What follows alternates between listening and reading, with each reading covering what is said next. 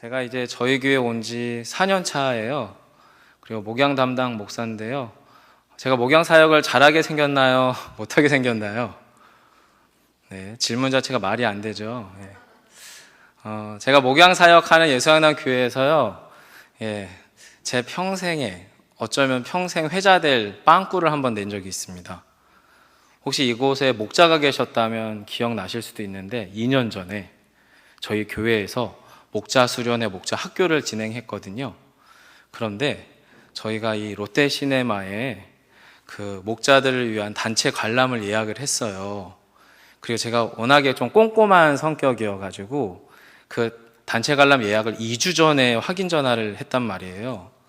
저는 이제 그 ARS 전국 번호죠, 대표 번호로 전화를 해서 그 안내자한테 롯데시네마 향남점을 요청했고요. 이제 연결해 주신 곳은 롯데시네마 성남점을 연결해 줬습니다. 그래서 이제 저는 이제 안내해 주시는 분이 롯데시네마 아마 성남점이라 본인은 얘기했겠죠. 근데 저는 향남점으로 들었을 거고요. 그리고 그 사람은 제가 롯데시네마 향남점이요라고 했는데 그 사람이 새로 온 지 얼마 안 돼가지고 성남점으로 이해를 했어요. 자, 그래서 어쨌든 저는 향남점이라고 생각하는 성남점에게 전화를 했고요. 그리고 성남점이라고 생각하는 그 안내 매니저는 자기들이 향남점이라고 하는 건 전혀 생각도 못하고 이제 전화를 하기 시작했어요. 완벽하게 예약을 했습니다. 100명을. 큰 손님이죠. 왜냐면 100명이면 여러분 한 관을 대관할 수 있는 비용이란 말이에요. 큰 고객이고요. 그쪽에서도 매우 친절하게 완벽하게 예약을 했습니다.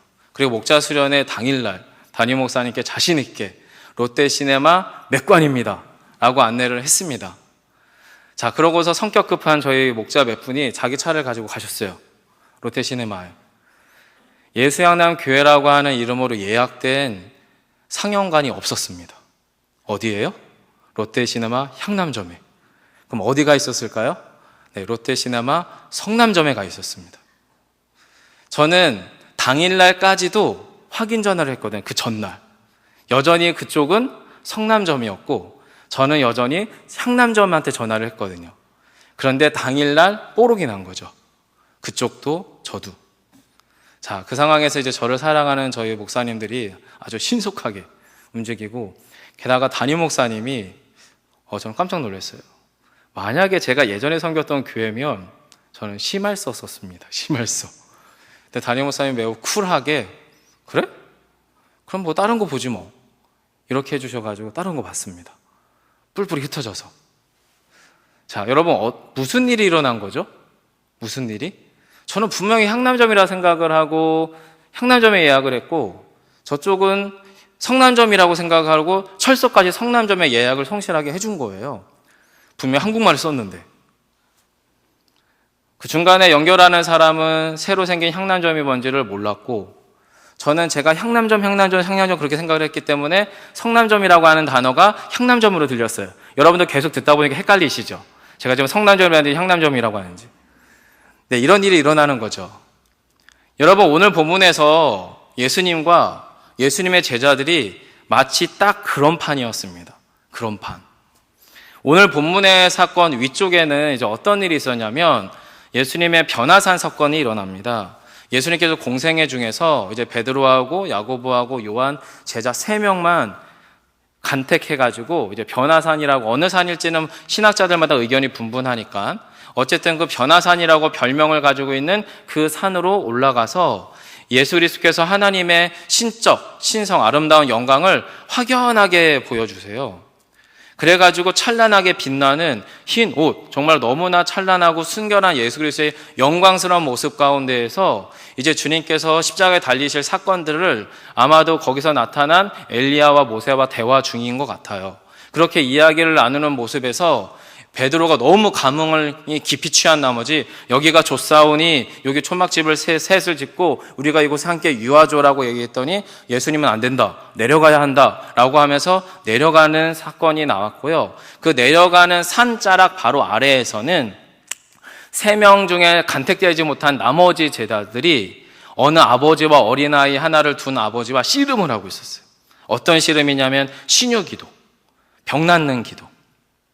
어릴 때부터 귀신이 들려서 너무나 혹독한 인생을 살던 자신의 사랑하는 어린아이를 구해주십사, 살려주십사, 고쳐주십사 예수님의 제자들에게 찾아왔거든요. 때마침 예수님이 계시면 한 큐에 해주실 텐데 예수님이 때마침 변화산에 계시다 보니까 어쩔 수 없이 제자들이 아마 돌아가면서 기도를 다 했나 봐요. 자, 그러는데 안 나왔으니까 이제 에피소드가 나오겠죠. 그래서 아이를 고치지 못한 상태에서 때마침 예수님이 제자들을 데리고 내려갑니다. 내려가서 그곳 가운데에서 예수님이 매우 극적으로 그 아이를 고쳐주는 사건이 오늘 본문 앞자락에 나와요. 마치 이런 거죠. 베드로를 포함한 제자들의 상승 곡선이 변화산에서 위로 향하려고 한다면 예수님은 이미 아래로부터 위에서부터 아래를 향해 내려오셨기 때문에 예수님의 하강 곡선이 이제 당신의 약속의 땅을 향해 가는 길이에요. 주님은 내려가시는 길이고요. 제자들은 올라가는 욕망을 가지고서 본문이 꽉 차 있어요. 그 상태에서 제자들이 병을 고치지 못한 사건 이후에 예수님께서 지금 어떤 에피소드가 나오냐면 읽진 않았지만 본문 25절에서 그 아이와 아버지의 대화 중에서 예수께서 이렇게 말합니다. 병을 고치기 직전이에요. 읽어드릴게요. 예수께서 무리가 달려와 모이는 것을 보시고 그 더러운 귀신을 꾸짖어 이르시되 하고 나서 제자들을 고쳐요. 근데 오늘 제가 강조하려고 하는 포인트는 25절에 예수님의 어린아이의 병을, 귀신 들림을 고쳤다의 포커스가 아니라 그 앞부분이에요. 예수께서 무리가 달려와 모이는 것을 보시고 엄청나게 많은 사람들이 몰려옴에도 불구하고 어린아이를 고치셨어야 하는 상황이 있었던 것 같아요. 그 상황이 끝나고 나면 여러분, 무리들이 그 아이가 고쳐지는 걸 보고 나서 열광하지 않았겠습니까? 고치고 났더니 아이가 죽은 듯이 잠들어 버렸거든요. 그랬더니 무리가 아이가 죽었다는 거예요. 예수가 오버했다는 거죠. 예수님이 무리수를 뒀다는 거죠. 그런데 그 아이가 얼마 있다가 일어납니다. 그러자 이제 무리들이 막 열광했을 거 아니에요? 그런데 아까도 얘기했던 것처럼 예수님은 하강곡선이라고 말씀드렸어요. 인간의 욕망이 상승곡선이라면 예수님의 하강곡선은 그 무리들의 대중성, 대중주의에 휩싸이지 아니하고 본문이 28절로 향합니다. 그렇게 병을 고친 후에 제자들을 데리고 급히 집으로 들어가십니다. 집으로. 그 산자락 아래 어느 집으로. 그리고 그곳 가운데에서 이제 제자들과 대화하는 거죠. 사람들이 다 물러나고 제자들이 묻는 거예요. 주님, 왜 우리는 병을 못 고쳤죠? 그랬더니 주님이 뭐라고 얘기하세요? 여러분이 잘 아시는 것처럼 기도 외에는 다른 것으로 이런 종류가 나갈 수 없다라고 하는 대화를 그 집에서 하셔요. 그리고 나서 오늘 본문으로 이어지는 거예요. 제가 왜 지금 본문을 이런 관점에서 설명을 드리냐면 지속적으로 공생의 3년 동안에 예수님은 이쪽을 보고 있었다면 제자들은 저쪽을 보고 있었어요. 인간의 상승곡선이 예수 그리스도의 하강곡선을 만나서 접점이 이루어졌는데 그 접점에서 뭐가 항상 발생되냐면 오해, 오역, 확대 해석, 편견, 선입견들이 작동되는 게 복음서 곳곳 가운데 놓여 있어요. 오늘 본문도 마찬가지입니다. 여러분, 지사님 저희 한번 자막 좀 보여주시고요. 여러분이 읽으신 본문 30절, 31절, 32절을 한 번 더 좀 읽었으면 좋겠습니다. 네, 감사합니다. 같이 한번 읽어주세요. 시작.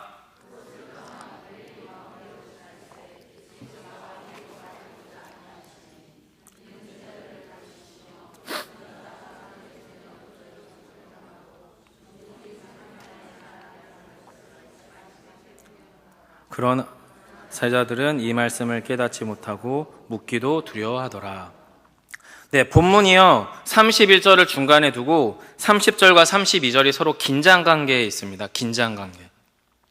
무슨 이야기냐면 33절에서도 예수님은 하강곡선이에요. 제자들에게 기도에 대한 가르침을 하신 후에 아마도 변화산 근처의 그 어느 한 집에서, 본문 25절에 등장한 집에서 예수님의 원래 주 사역지였던 가버나움에 주로 생활하셨던 그 어떤 집으로 들어가셨어요. 집으로 들어가셨어요. 그리고 나서 그 집에 들어간 이유 역시도 뭐라고 얘기하시냐면 예수께서 아무에게도 알리고자 아니하셨다라고 이야기합니다. 주님은요, 예수님의 메시아 되심에 대한 구원 사역, 십자가의 구속의 사역, 당신은 하나님 되심에 대한 사역들이 대중에 의해서, 대중주의에 의해서 오해되거나 편견에 사로잡히거나 대중주의가 가지고 있는 함정 가운데 당신의 메시아 사역을 전혀 둘 생각이 없었어요. 왜냐하면 대중주의와 대중성은 주님의 사역을 왜곡할 것이기 때문에, 오용할 것이기 때문에 거기에 함몰시킬 수 있는 사역이 아니셨어요. 그래서 예수님은 은밀하게 조용히 당신의 갈 길만을 가십니다. 그리고 당신의 숨겨져 있는 사역의 비밀들을 제자들에게만 설명하시는 게 오늘 31절에서도 예수님이 십자가에 달려 죽으시고 3일 만에 부활할 것에 대해서 제자들에게만 이야기하세요. 이게 예수님의 태도예요. 은밀히 행하시는 예수. 자, 반면에 31절을 통해서 예수님이 십자가에 달려 죽으실 거라고 하는 이야기를 들었는데요. 이게 처음 들은 게 아니에요, 제자들이. 복음서에 보시면 총 3번 내가 십자가에 달려 죽고 3일 만에 부활할 거야 라고 하는 예수님의 순한 예고가 3번 등장하는데 그 중에 2번째예요. 즉 제자들은 예수님이 죽을 거라고 하는 이야기를 2번째 들었단 말이에요. 여러분, 그럼 기본적으로 가장 가까이에서 같이 밥 먹고 사는 사람이 나 죽을 거야 라고 하면 여러분 뭔 질문을 하시겠습니까? 왜 죽어요? 라는 질문 정도는 해야 될 인지상정 아니겠어요? 자, 그런데 본문의 32절에서 제자들의 반응은 좀 다르죠. 어떻게 해요? 그러나 제자들은 이 말씀을 깨닫지도 못하고 묻기도 두려워하더라 라는 거예요. 왜 질문하지 못했을까요? 예수님의 그 어떤 독특한 행동, 예수님의 이 말로 이해할 수 없는 어떤 그 말에 대해서 왜 굳이 제자들은 질문하지 않았을까요? 질문하는 것을 두려워했을까요? 꺼려했을까요? 질문의 필요를 못 느껴서는 아닌 것 같아요. 제가 느끼기에는 뭔가 질문하면 자신들이 기대했던 무언가를 잃어버릴 것 같아서 굳이 질문하지 않은 것 같아요. 물론 제자들이요, 성령의 충만한 기름 부음이 있기 전까지 깨닫지 못할 수는 있어요. 하지만 묻기를 두려워했다는 것은 아마도 예수님께 그것을 질문하게 되면 왜 죽어요 주님? 왜 하필이면 십자가예요? 왜 당신과 같은 위대한 하나님의 아들이 그곳에서 죽으시고 부활하셔야 돼요? 라고 하는 질문을 못한 이유는 그 질문을 하게 되면 그 질문에 대해서 내가 기대하는 그 어떤 것을 상실할 것에 대한 두려움, 그것이 제자들을 압도한 것 같습니다. 그게 무엇일까요? 그 두려움이. 주님과의 사별은 아닌 것 같아요. 주님과의 사별은. 이미 앞에서 말씀드린 것처럼 순한 예고의 2번째예요. 총 3번 중에. 그러면 최소한도 예수님을 사랑한다면 왜 죽어요? 라고 하는 질문은 할 수 있을 것 같아요. 그런데 제자들의 그 미처 깨닫지도 못하고 질문하기를 두려워하게 됐던 결정적 이유가 본문 33절과 34절에 이어서 등장합니다. 여러분 33절과 34절 한 번 더 같이 읽어주세요. 시작.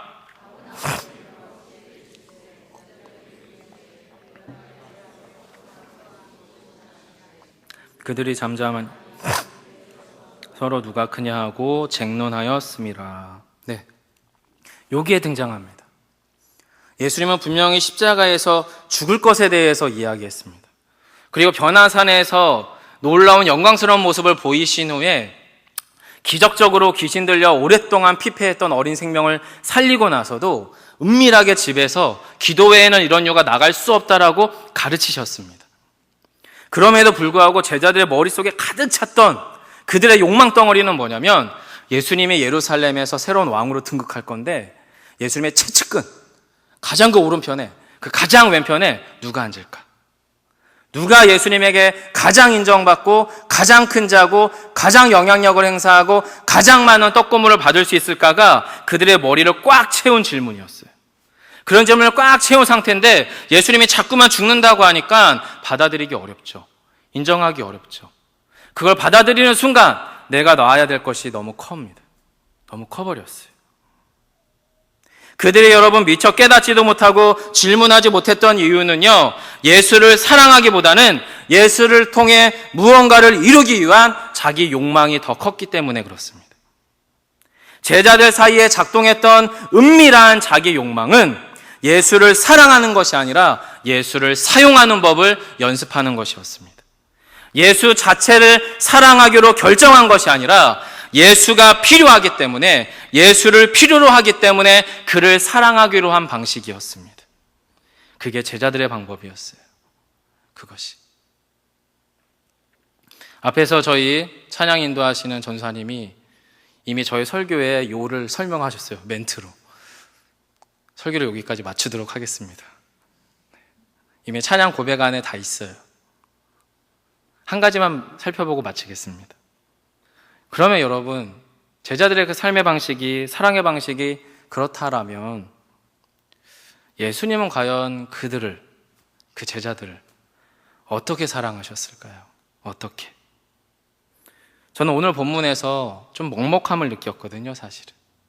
예수님의 사랑의 방식은요, 가장 친밀하고 개인적인 사랑의 관계로 초청하셔서 제자들을 가르치시는 사랑이었어요. 25절에서도 여러분, 집에서 제자들 가르치세요. 그리고 본문에서도 33절에서 집에서 가르치세요. 만약에 제가 예수님이라면 변화산에서 그 놀라운 영광의 모습을 보여준 후에 베드로가 막 완전히 은혜 받아가지고 얼굴 벌겋게 상게 돼서 주님 여기 너무 좋아요. 초막 셋 찍고 여기서 그냥 쭉 눌러 사시죠. 그럼 제가 예수라면 야 미친 베드로야 정신 차려. 내가 여기 왜 왔다고? 십자가에 달려 죽으려고 왔잖아. 근데 여기 왜 있어? 내가 해야 될 사역지는 저 아래야. 저기 골고다 언덕이 있어. 그러면서 저는 아마 제 베드로를 혼냈을 것 같아요. 혼내고 나서 그들 멱살을 잡아 끌고 아래로 내려옵니다. 그리고 났는데 거기에 더 과간인 제자가 있죠. 9명에. 3명은 그나마 말귀라도 알아들어서 3명 데리고 변화산에 올라갔는데 말귀도 못 알아듣는 9놈은 지금 귀신 들린 아이 하나 고치지 못해서 쩔쩔쩔 매고 있어요. 만약에 제가 예수라면 그 제자 9명 일렬로 세웠을 것 같아요. 집합시키는 거죠. 야, 내가 이렇게 가르쳤니? 이거밖에 못하겠어? 내가 기도 한두 번 해봐? 내가 예수 병자 어떻게 고치는데 한두 번 보여줘? 내가 언제까지 참아야 돼? 정신 똑바로 차려. 그리고 나서 아이를 사람들이 딱 보는 데서 멋지게 딱 고친 후에 병자는 이렇게 고치는 거야. 이렇게 가르칠 것 같은데 예수님은 안 그러셨어요. 베드로를 책망하지도 않았고요. 그 9명의 제자를 책망하지도 않았어요. 그 무리들이 대중적으로 열광하는 자리에서 어린아이를 고치신 후에도 신속하게 그 12명의 천덕꾸러기 같은 제자들만 데리고 집으로 가셔서 기도는 이런 거야 라고 그들에게 가르치셨어요.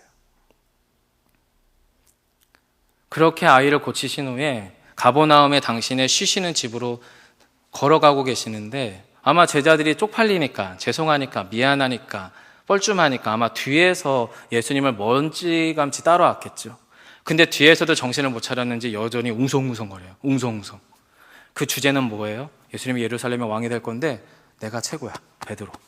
야, 내가 예수님 모시고 변화산 올라갔잖아. 이러면서 서로 누가 큰지를 막 다퉈요. 자, 그런데 여러분, 예수님은 저와 달랐던 것 같아요. 예수님은 여러분 그 사랑의 방식이 제자들의 죄책감을 사용하지 않습니다. 변화산에서 예수님이 왜 변화했는지에 대해서 전혀 이해하지 못하는 영적인 무지에 있었던 베드로를 책망하지 않습니다.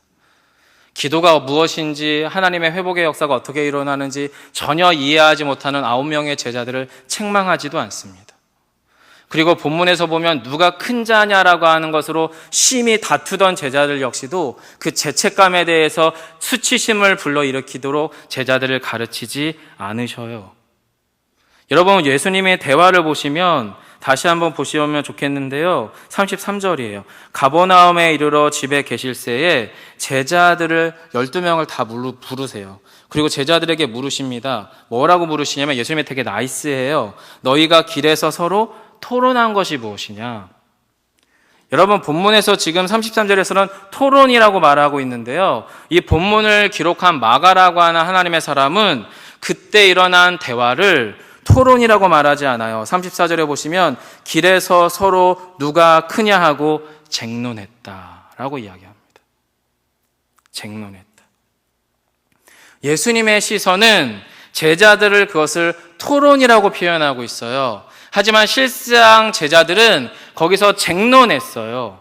누가 큰 자냐라고 하는 것을 입증하기 위해서 상대방의 허물과 상대방의 약점과 상대방의 유치함과 수치를 드러내서 그가 얼마나 천박하고 볼품없고 나약한 존재인지를 확증해서 입증시켜주므로 나는 너보다 비교적 꽤 괜찮은 좋은 사람이고 영향력이 있고 정말로 주님 보시기에 적당하고도 합당한 제자야라고 하는 것을 입증하는 쟁론을 벌였다는 거예요. 그런데 예수님은 그것을 토론이라고 표현하고 있어요. 토론. 예수님의 사랑의 방식은요, 사람의 죄책감을 이용하지 않습니다. 내가 기도 몇 번 가르쳐줬는데, 내가 변화해서 왜 그렇게 하나님의 영광을 보여줬는데, 너가 그 어린 생명 하나 고치지 못하도록 3년간 너네 뭐 한 거야? 라고 하면서 제자들의 죄책감을 사용하시는 주님이 아니시라는 거예요. 주님은 가장 친밀하고 가장 개인적인 사랑의 관계 안으로 초청해서 제자들을 인내와 사랑으로 가르치신다라고 하는 겁니다. 그리고 그 사랑의 방법의 절정은 오늘 본문에 등장하는 어린아이의 모습이었죠. 35절의 이야기가 이거예요. 누구든지 첫째가 되고자 하면 무사람의 끝이 되며 무사람을 섬기는 자가 되어야 하리라가 그 얘기예요. 너네는 가장 자신을 높은 자로 입증하기 위해서 남의 천박함을 드러내려고 발버둥 치는 순간 그 자가 가장 낮은 자라는 거예요. 가장 낮은 자라고. 그리고 나서 그 가버나움의 집에 뛰놀고 있는 어린아이 하나를 부르세요. 자, 여러분 한번 생각해 보시겠습니다. 예수님을 생판 처음 본 아이예요. 엄마 품을 떠난 지 얼마 안 된 아이예요. 그런데 갑자기 예수님이 이리 와 그러면은 그 아이가 기꺼이 갈까요? 전 아닌 것 같아요. 예수님이 가버나움의 공생의 사역 중에 자신의 몸을 누였던 이 가버나움 집에 이 어린아이는 어쩌면 이 12명의 제자 중에 속한 누군가의 아들이나 딸일 수 있을 거고요. 제자들의 자녀가 아니라면 가버나움의 이 집 옆 이웃에 예수님이 제자들과 이곳에 머문다는 것 사실을 알고 수시로 드나들면서 예수님의 사랑의 스킨십, 사랑의 언어, 예수님의 친밀한 사랑 가운데 익숙하게 녹아 있었던 아이일 것 같아요.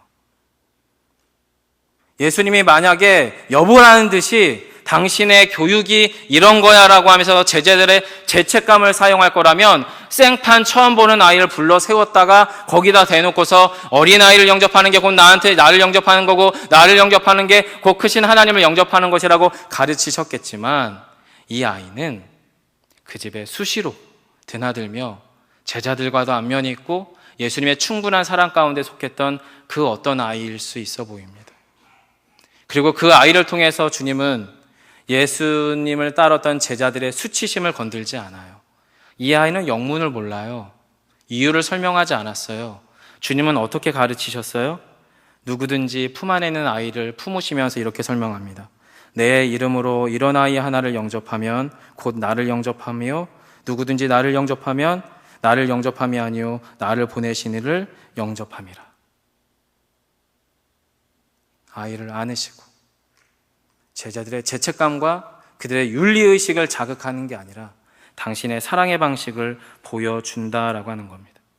자신의 관대함이 얼마나 큰지, 당신이 얼마나 따뜻하고 자상한 사람인지를 보여주시려고 하는 게 아니라 그냥 존재 자체로 대하시는 방식이세요.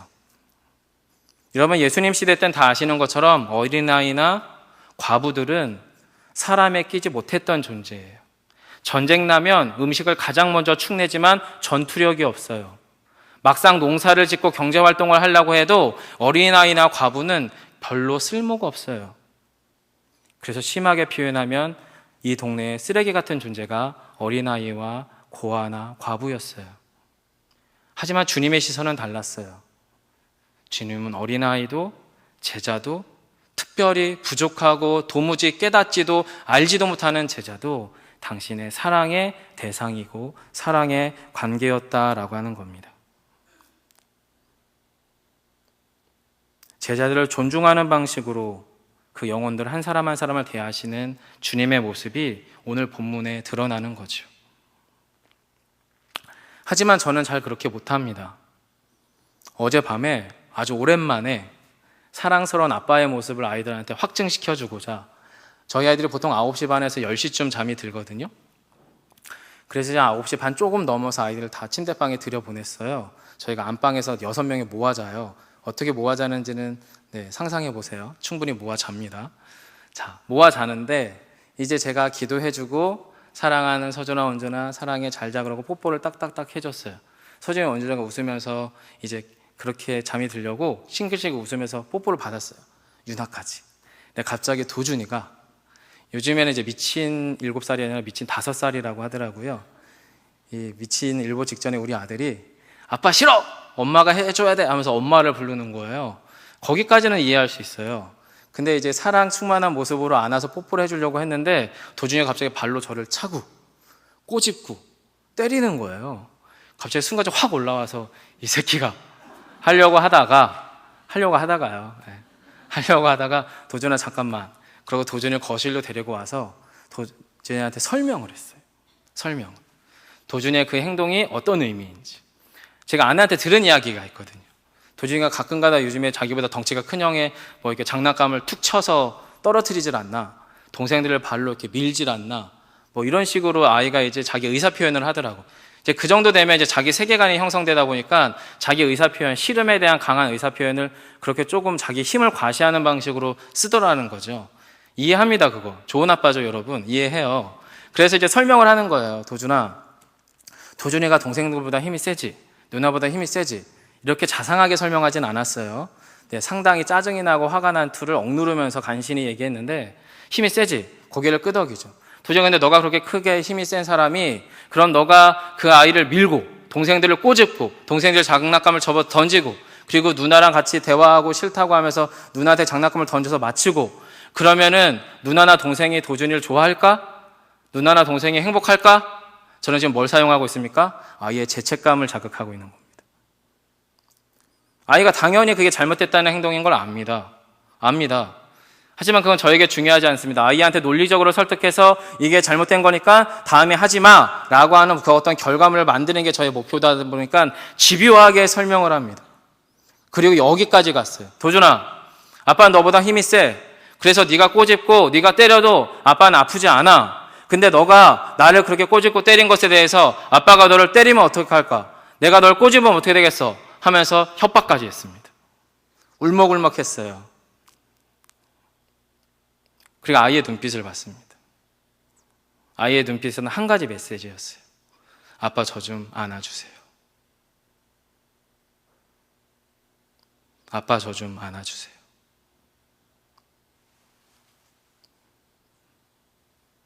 제가 도준이를 안았고요.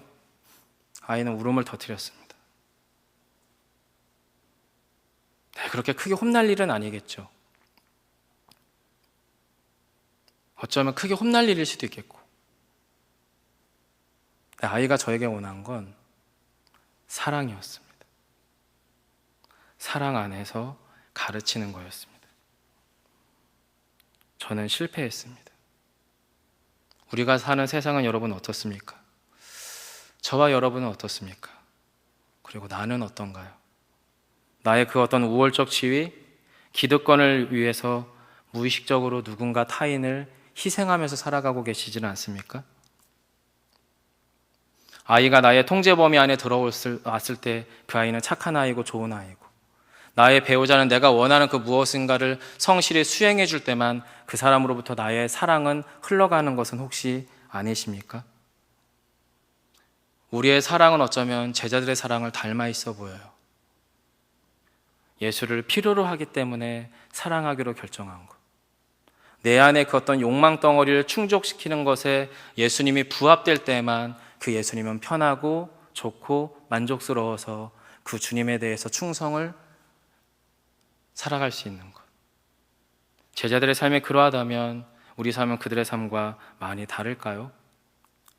성도 여러분, 예수님의 이름으로 어린아이를 영접한다는 것이 왜 주님 당신을 영접하는 것이며 궁극적으로는 하나님을 영접하는 것일까요? 제가 본문 가운데서 발견한 진리는 이겁니다. 내가 예수를 어떻게 대하고 다루느냐에 따라 타인을 대하는 태도가 결정됩니다. 내가 예수를 이용하기 시작하면 당연히 사람은 이용의 대상이지 사랑의 대상일 수 없어 보입니다. 하지만 저희가 예수의 방식으로 누군가를 대하기로 결정하고 그 방식 안에서 고민하기 시작하면 우리는 그 안에서 하나님을 만날 것입니다. 주님은 수없이 죄책감과 윤리적 책임감을 유발시킬 수 있는 제자들의 부족한 현장에서 죄책감과 윤리의식을 사용하지 않으셨어요. 당신의 사랑을 사용했습니다. 그리고 그 가운데에서 우리에게 말씀하셨어요. 누구든지 내 이름으로 이런 어린아이 하나를 영접하면 곧 나를 영접함이라. 사랑하는 성도 여러분, 이 자리에서 무엇을 위해 기도하기 원하십니까? 우리의 필요, 결핍에 대한 문제를 위한 기도 필요합니다. 하지만 이런 기도는 어떻습니까?